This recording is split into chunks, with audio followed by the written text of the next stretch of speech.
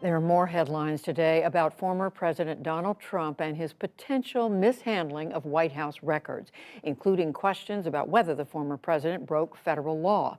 Chief Washington correspondent Jeff Bennett has more. Judy, a source familiar with the matter tells me the National Archives has asked the Justice Department to review former President Trump's handling of White House records, as the Washington Post was first to report. Now, officials at the archives believe Trump may have violated the Presidential Records Act. And that request followed news that officials recovered 15 boxes of documents from Trump's Mar-a-Lago residence, materials that should have been handed over to the government when he left office. According to the Washington Post, the documents included letters from North Korean leader Kim Jong-un, the note Barack Obama left for Trump in the Oval Office on the day of his inauguration, and a map of the projected path of Hurricane Dorian in 2019, infamously altered by Donald Trump with a black Sharpie. Hey guys, Adam is here. So what just happened, guys? Historians are suing to stop Trump from destroying presidential records, and the federal judges handling the case are signaling they're about to issue an emergency nationwide injunction, one that could seize White House servers and freeze all document deletions. Trump's legal team is calling it a judicial coup and filing emergency motions, but the judges already rejected his stay request.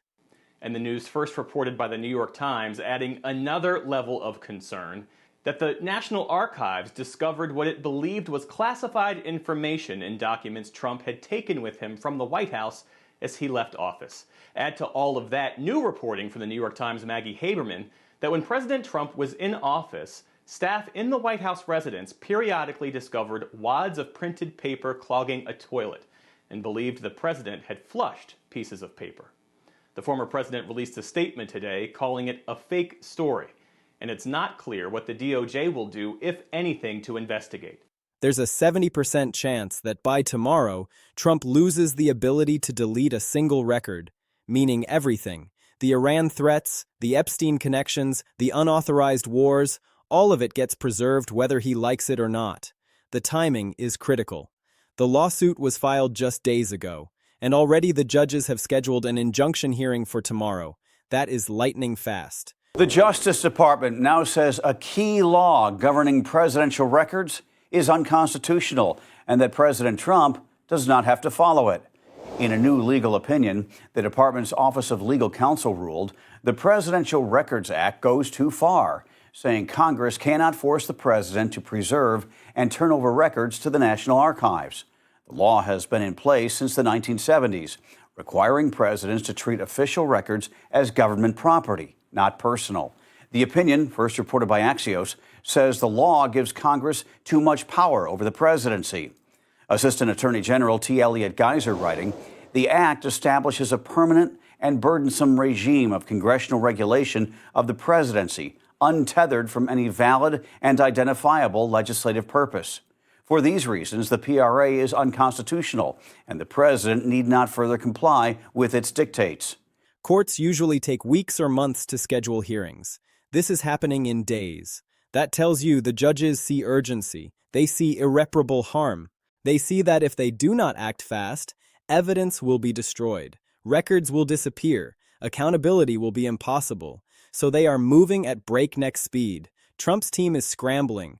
The opinion is binding inside the executive branch, but it does not change the law. Courts or Congress would have to act for that. The decision could let the White House set its own rules for handling presidential records, something Trump has long pushed for. After leaving office in 2021, he kept documents at Mar-a-Lago, including classified material, and faced criminal charges over how they were handled. He denied wrongdoing, and a judge later dismissed the case after he returned to office. The White House says it's still preserving records and will keep its current system in place. The plaintiff's arguments are powerful. They are citing Trump's Mar-a-Lago conduct. The fact that he already hoarded classified documents once, that he already took records that were not his, that investigations found he did it for personal business interests. So we know Trump will destroy or hide records if he can. That is established fact. The plaintiffs are also pointing to the Epstein ties. They are saying Trump has motive to destroy records that show his connections to Epstein, that show his inner circle's connections, that contradict his public story. So there is both precedent and motive for Trump to destroy evidence. That makes the case for an emergency injunction much stronger. Trump's team filed an emergency stay motion. They asked the court to pause everything, to not issue the injunction. They argued this would be a judicial coup, that courts do not have the authority to seize executive branch servers, that this violates separation of powers. But the judges rebuffed Trump's emergency motion in a closed session that lasted 2 hours. 2 hours is a long time for a closed session. That suggests the judges heard Trump's arguments, considered them carefully, and rejected them. Now they are moving forward with the injunction hearing. Legal analysts watching this say there is a 70% chance the judges grant the injunction, that Trump loses, that everything gets frozen. The plaintiffs are citing a major precedent, Nixon versus the General Services Administration from 1977. That case is strong. It established that presidential records belong to the American people, that presidents do not have a personal property interest in them, that courts can enforce laws protecting those records even against presidential objections. The judges in this case are clearly taking that precedent seriously. They are signaling that Trump's Office of Legal Counsel memo claiming he can destroy records violates Nixon. It tries to give Trump powers the Supreme Court already said presidents do not have. So the injunction is coming, and it is going to be massive. Think about what this means. If the judges grant this injunction, if they freeze all White House documents, Trump cannot delete his Iran threats. He cannot erase emails about the Venezuela invasion. He cannot destroy records of his Epstein connections. He cannot shred evidence that Congress needs for the impeachment investigation. Everything is preserved. Everything is protected. Trump's entire strategy of destroying evidence and covering his tracks dies. He cannot do it anymore. The courts will not let him. That is terrifying for Trump because he knows what is in those records. He knows what they show. And he knows that if they are preserved, if they come out, he is finished. The hearing is tomorrow. The decision could come hours after that. Trump's presidency could be fundamentally changed by a court order that prevents him from destroying evidence. Let me dig into the details of what this emergency injunction would actually do and why it is so significant. This is not a routine court order. This is potentially the most aggressive judicial intervention in executive branch operations in modern history. Let me start with what the plaintiffs are asking for. The American Historical Association, in their lawsuit, want an emergency injunction that does several things. First, halt all deletions of presidential records. No emails deleted, no documents shredded, no records destroyed in any way.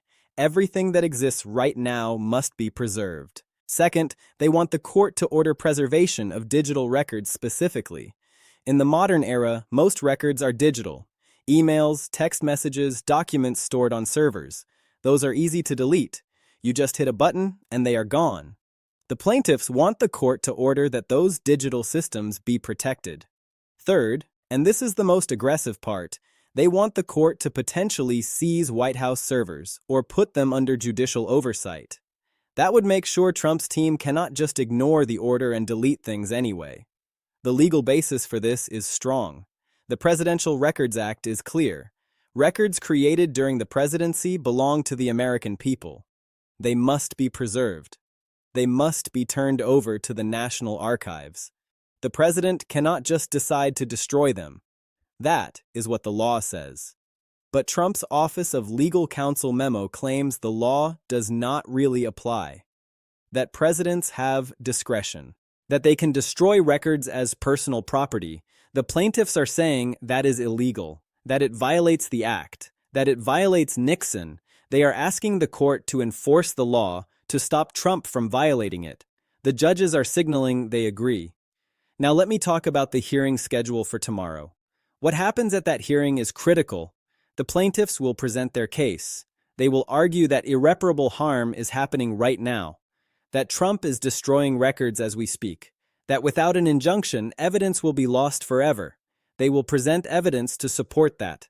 Trump's Mar-a-Lago conduct, his pattern of hoarding documents, his recent Iran threats that he would want to hide, his Epstein meltdown showing he has motive to destroy evidence. All of that will be presented to the judges. Trump's team will respond.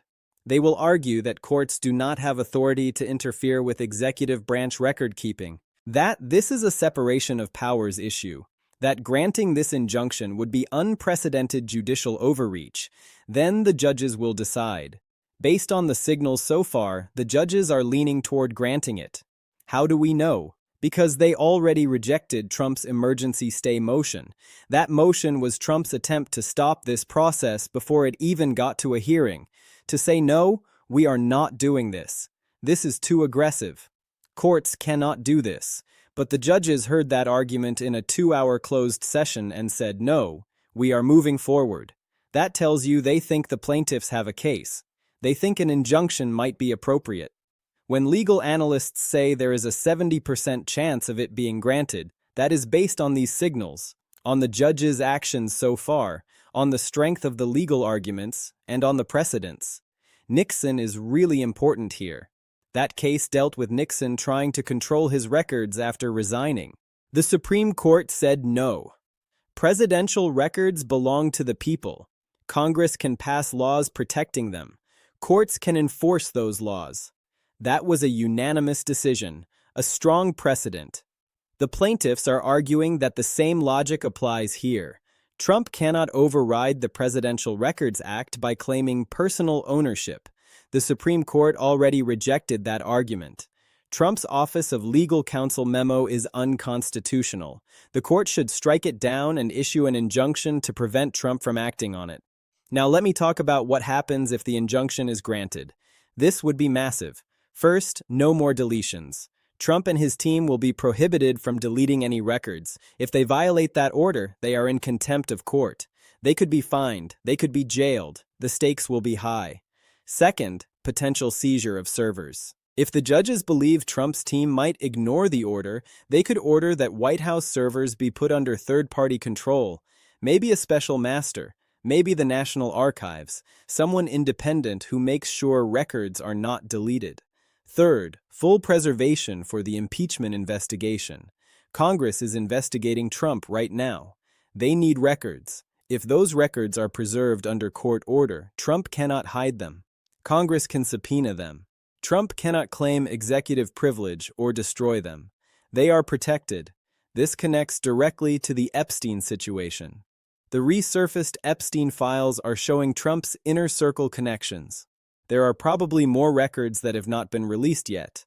Internal White House communications about Epstein, about how to respond to the allegations, about Trump's relationship with him. If those records exist, and they probably do, Trump will want to destroy them. But if there is an injunction, he cannot. They are preserved. Eventually they come out, and Trump's lies are exposed. Same with Iran. Trump's threats to obliterate Iran are documented, but there are probably internal records too. Meetings where those threats were discussed. Advisors warning him not to say that. Military officials expressing concerns. All of that will be in White House records. If those records are preserved, Congress can see them. The public can eventually see them. Trump's recklessness is documented. He cannot claim he was measured and thoughtful. The records show what really happened. The Venezuela invasion, same thing. There are records of how that decision was made.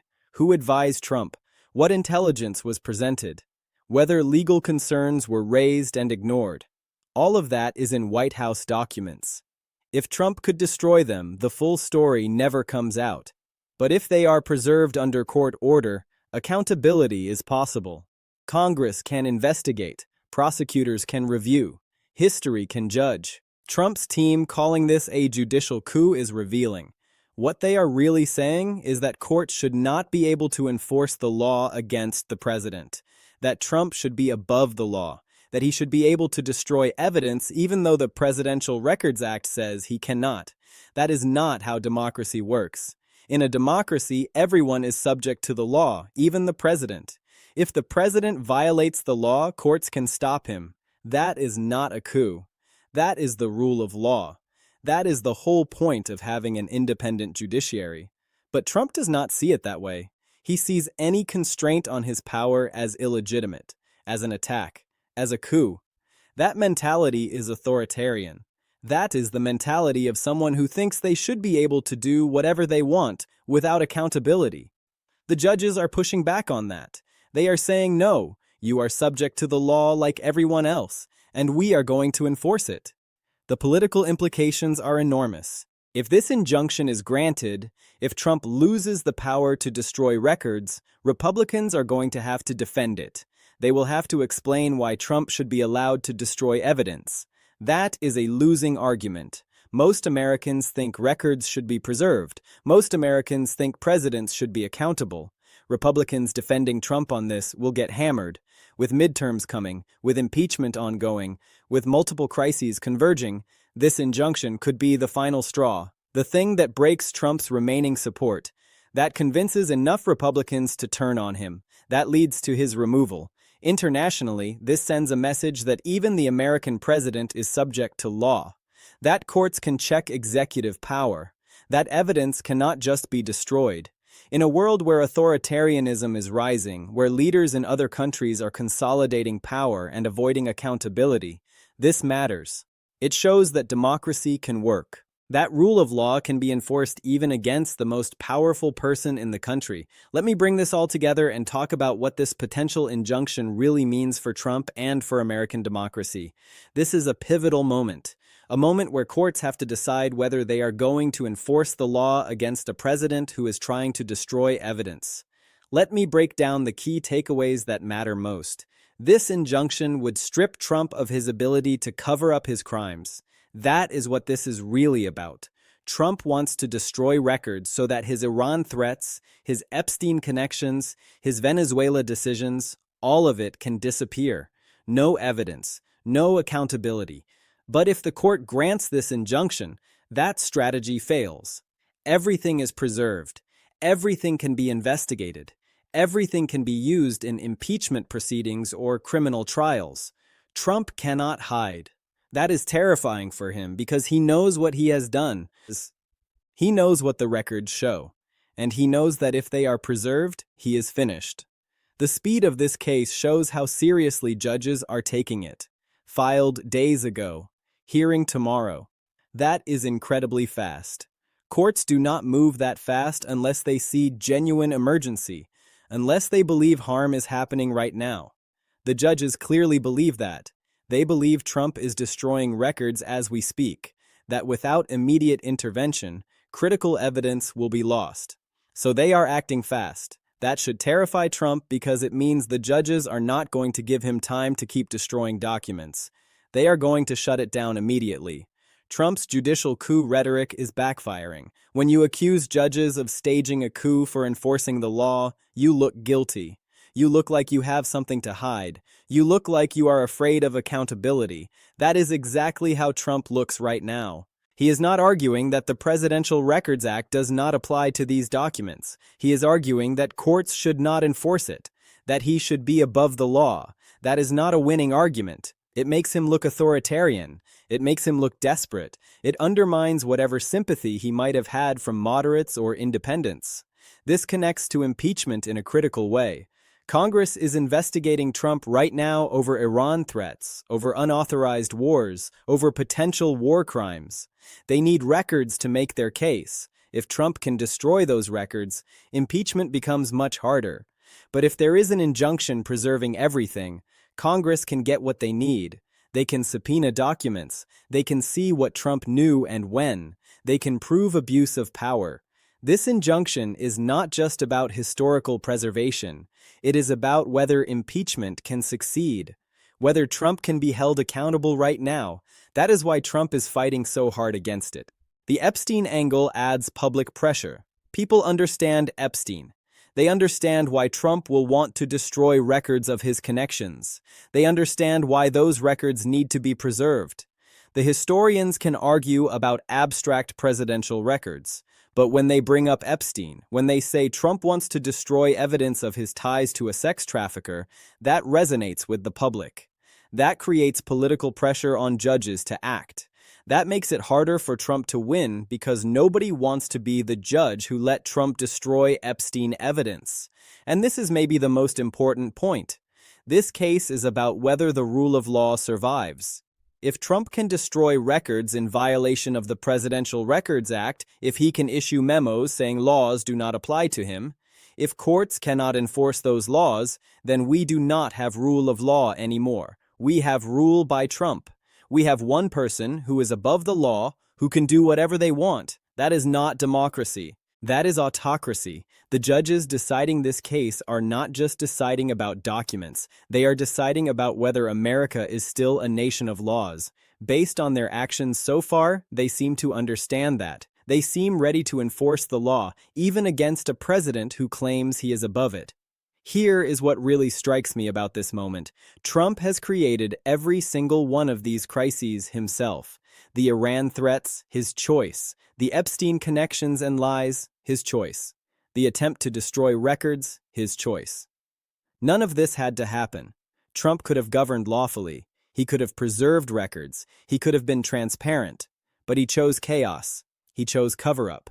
He chose to try to destroy evidence. Now he is facing the consequences.